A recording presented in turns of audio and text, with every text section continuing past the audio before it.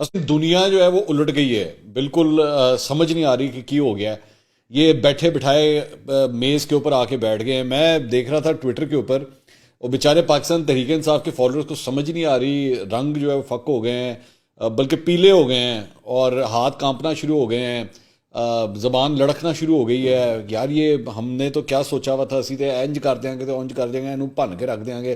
یہ تو کہانی کسی اور طرف چلی گئی، یہ میز پہ جا کے بیٹھ گئے ہیں، یہ کیا ہو رہا ہے. بلکہ اس کے بعد مذاکرات کی جو فوٹیجز سامنے آئیں اس کے اندر شاہ محمود قریشی صاحب، فواد چودھری اور علی ظفر صاحب جو بیٹھے ہوئے تھے، ان کے سامنے اسحاق ڈار، یوسف رضا گیلانی، خواجہ سعد رفیق، یہ لوگ جب سامنے آ کے بیٹھے ہیں اور اس کے بعد ہنستے چہرے، کھلکھلاتے چہرے، یہ تو سوچا ہی نہیں تھا ہم نے. تو یہ کس طرح عادت نہیں ہے نا، عادت نہیں ہے بیسیکلی، سیاسی طور پہ ایسی پرورش نہیں کی گئی ان سپورٹروں ووٹروں کی کہ ان کو سکھایا جائے کہ بھائی جو سیاستدان ہوتا ہے نا وہ ہمیشہ مذاکرات کے دروازے کھلے چھوڑ کے رکھتا ہے.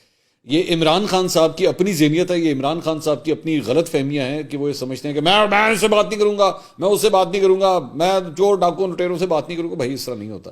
آنا پڑا نا. یہ جو ویژولز ہیں نا، یقین کیجئے، میں یہ جو اس وقت میرے یہ ویڈیو آپ یہ جو دیکھ رہے ہیں ساتھ، اس کو نا ہر پی ٹی آئی فالوور کو نا میرا خیال میں بٹھا کے زبردستی ٹی وی کے اوپر دکھانے چاہیے کہ بیٹا یہ دیکھو، یہ اینڈ جو ہے نا یہ ہوتا ہے.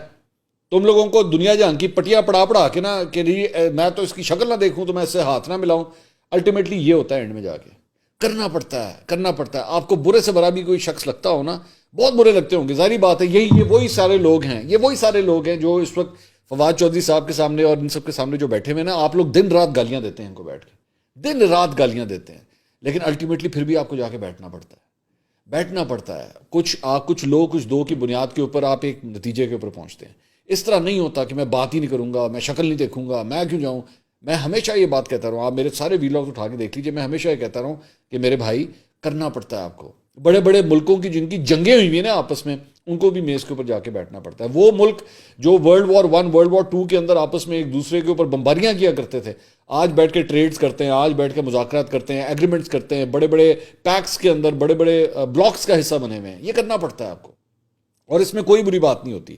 سیاست کریں، ایک دوسرے کو برا بھلا کہیں، ایک دوسرے سے اختلاف کریں، لیکن الٹیمیٹلی ٹیبل کے اوپر آ کے بیٹھنا پڑتا ہے. تو اب آن دا ہول مطلب میرے لیے فرینکلی اسپیکنگ پاکستان کی جمہوریت کے لیے یہ بہت اچھے ویژولز ہیں. تھوڑی سی مختلف خبریں جو ہیں رپورٹ کی ہیں میں نے، البتہ پچھلے اپنے ویلاگ کے اندر یہ آپ کو رپورٹ کیا تھا کہ عمران خان صاحب جولائی تک کی لچک دکھانے کے لیے تیار ہیں، اور آج اس کو پھر بعد میں رپورٹ بھی کیا گیا ہے مختلف چینل. میں نے آپ کو یہ خبر پہلے بتا دی تھی آپ کو. چینلز جو ہیں وہ مختلف چینلز، جیو اور اے آر وائی نے تھوڑا سا ان کی ٹائم لائن کا آپس میں ڈفرینس ہے. جیو یہ رپورٹ کر رہا ہے کہ عمران خان صاحب جو ہیں وہ مئی کے اندر اسمبلیوں کی تحلیل چاہتے ہیں تاکہ جولائی کے اندر الیکشنز ہو سکیں. اے آر وائی نے یہ کہا ہے کہ جی جولائی میں اسمبلیوں کی تحلیل چاہتے ہیں اور تاکہ اس کے بعد اگست یا ستمبر کے اندر الیکشنز ہو سکیں. میری اطلاع ویسے جو ہے وہ جیو کے زیادہ قریب ہے. میری اطلاع کے مطابق بھی وہ مئی کے اندر جو ہیں وہ اسمبلیوں کی تحلیل چاہتے ہیں تاکہ جولائی کے اندر الیکشنز ہو سکیں. لیکن وہ اس میں صرف پرابلم ایریا یہی آتا ہے کہ اگر آپ مئی کے اندر اسمبلیاں تحلیل کرتے ہیں تو بجٹ کون دے گا؟ نگراں حکومت بجٹ نہیں دے سکتی.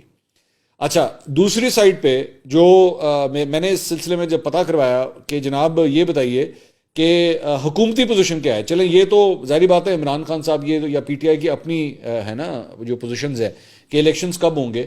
حکومتی سائڈ کیا ہے؟ حکومتی سائڈ سے جو خبریں آئیں گی آپ نوٹ کیجئے گا، وہاں پہ کسی قسم کی کوئی لچک نہیں دکھائی جا رہی.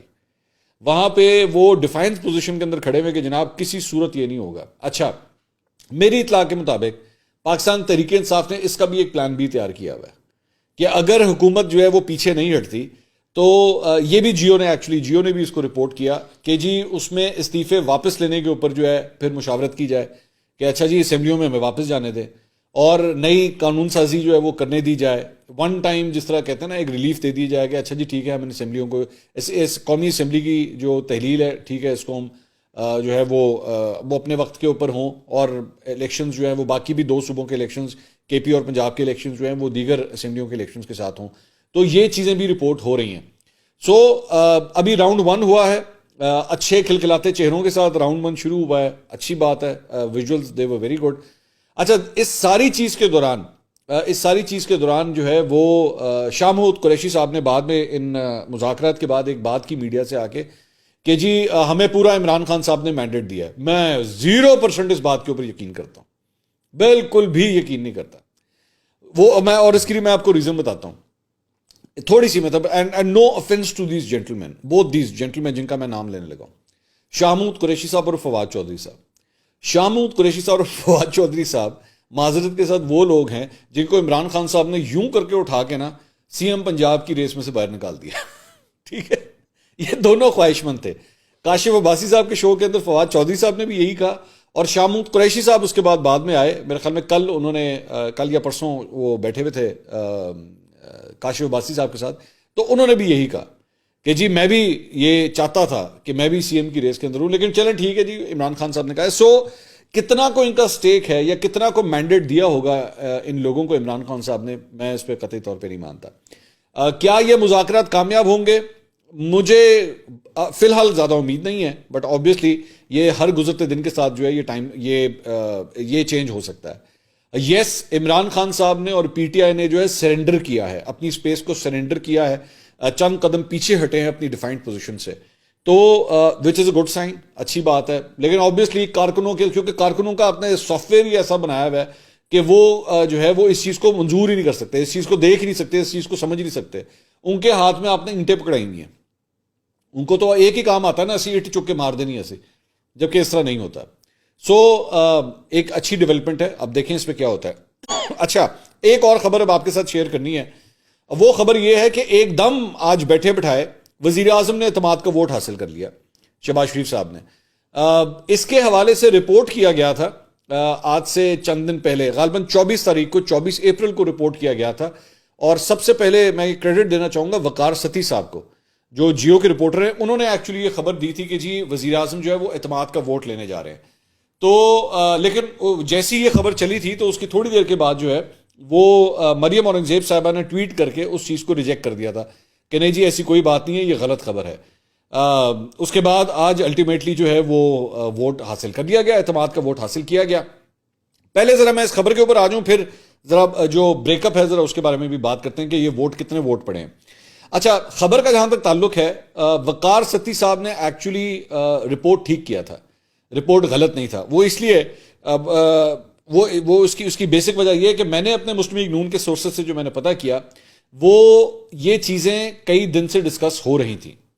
اور جب سے اس اسمبلی کا سیشن شروع ہوا ہے, جو کہ عید سے بھی پہلے کا شروع ہوا ہے, تو جتنے بھی ایم این ایز ہیں, پارٹی نے اپنے تمام ایم این ایز کو ایک کہہ دیا تھا کہ جناب آپ نے اپنی حاضری جو ہے وہ 100% لگانی ہے. پرابلم یہ آ رہی تھی, جس طرح کل کی اگر آپ ایگزامپل لے لیں, آج کی نہیں میں کل کی ایگزامپل دیتا ہوں, تو 3 یا 4 میں کنفرم نہیں ہوں, آئیدر از 3 اور از 4, یہ جو ایم این ایس تھے وہ بیمار تھے, جس میں مسلم لیگ نون کے بھی غالباً 2 شامل ہیں اور دیگر بھی 2 کچھ جماعتوں سے شامل ہیں, وہ بیمار تھے. جبکہ ایک تو غالباً ایک جو ایم این اے ہے وہ تو ویل چیئر کے اوپر آج انہوں نے اسمبلی کا سیشن جو ہے وہ اٹینڈ کیا تھا. تو یہ پلان بالکل بنا ہوا تھا, یہ بالکل تھا, لیکن نمبر پورے نہیں ہو پا رہے تھے. ان کے ذہن میں یہ تھا کہ ہم اپنی طرح نمبر پورے کر لیں, اگر نمبر پورے کر لیتے ہیں تو ہم اعتماد کے ووٹ کی طرف چلے جائیں گے. سو وقار ستی صاحب کی جو خبر تھی وہ بالکل ایکوریٹ تھی, وہ خبر غلط نہیں تھی. ایون دو مریم اورنگزیب صاحبہ نے آج دوبارہ یہ کہا, حامد میر صاحب کو ٹویٹ کر کے جواب دیتے ہوئے انہوں نے کہا کہ جی میں نے اس دن کی بات کی تھی کہ جی 24 تاریخ کو ووٹ آف کانفیڈنس جو ہے وہ نہیں لیا جائے گا. چلیں وہ اپنی جگہ صحیح ہے, میں یہ مارجن دے دیتا ہوں کہ وہ اپنی جگہ صحیح تھی. وقار ستی صاحب جو ہے وہ اپنی جگہ, ان کی خبر صحیح تھی. Vote of confidence was being discussed, یہ میں کنفرم کر سکتا ہوں مسلم لیگ نون کے سورسز سے کہ ان کے کوارٹرز کے اندر یہ ڈسکس ہو رہا تھا. پرابلم صرف ان کے پاس یہ تھی, ان کے پاس نمبر پورے نہیں ہو رہے تھے. اور آج جب نمبر پورے ہو گئے تو 180 کا ہنسا جو ہے وہ عبور جیسی وہ کمپلیٹ ہوا. ویسے 181 کی اسٹرینتھ ہے, یہ جو ٹیبل آپ دیکھ رہے ہیں اسکرین پہ, ان کی اسٹرینتھ 181 کی ہے, لیکن چونکہ ایک ووٹ جو اسپیکر کا ووٹ ہے انہوں نے ووٹ نہیں ڈالا, تو اس لیے 180 ووٹ جو ہے وہ شہباز شریف صاحب کو پڑے. اچھا, اس میں ایک اور بھی امپورٹنٹ بات یہ ہے کہ عمران خان صاحب نے جب ووٹ آف کانفیڈنس لیا تھا, آپ کو یاد ہوگا وہ جب عبدالحفیظ شیخ صاحب جو ہے وہ الیکشن ہار گئے تھے اور یوسف رضا گیلانی صاحب نے سینٹ کا الیکشن جیتا تھا, جس کے بعد عمران خان صاحب نے ووٹ آف کانفیڈنس لیا تھا, تو اس وقت ان کو 178 ووٹ پڑے تھے. تو یہاں پہ شہباز شریف صاحب کو 2 ووٹ زیادہ پڑ گئے ہیں, 180 ووٹ ان کو پڑ گئے ہیں. اس میں کاف لیگ کا البتہ ووٹ جو ہے وہ اگر آپ غور سے دیکھیں تو یہ سپلٹ ہوا ہے. کاف لیگ کے 3 ووٹ جو ہیں وہ حکومت کو پڑے ہیں اور 2 ووٹ جو ہیں وہ اپوزیشن کے ہیں جو کہ ووٹ نہیں ڈلے. اس میں سے مونس سلائی جو ہیں وہ آلریڈی پاکستان میں ہے ہی نہیں, تو ان کا ووٹ جو ہے وہ آبویسلی نہیں ڈلا, تو وہ اپوزیشن میں کنسیڈر ہوگا. جماعت اسلامی نے بھی جو ہے ایم ایم اے کا جو ووٹ ہے 1 ووٹ وہ بھی نہیں ڈلا, جی ڈی اے کا ووٹ نہیں ڈلا. تو اور اس کے علاوہ فواد چودھری صاحب نے ایکچولی اس کے اوپر ٹویٹ کیا اور